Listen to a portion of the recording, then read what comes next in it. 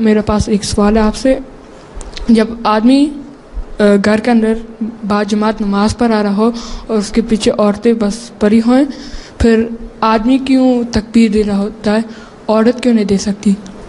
किसने कहा औरत नहीं दे सकती?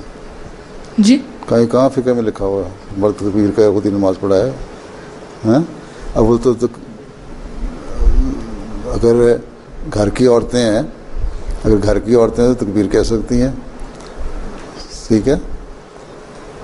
तकबीर के लिए इतनी शर्त तो नहीं है फुकहा हैं, औरत भी कह सकती है। तो किस हदीस से इन्होंने निकाला है इसको मुझे निकाल के दिखाएं ना। कि मेरे नज़दीक तो कोई हर्ज नहीं है।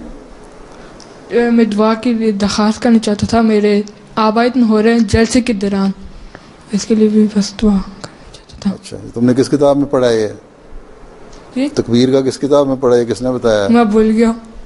चलो अच्छा किया भूल गए।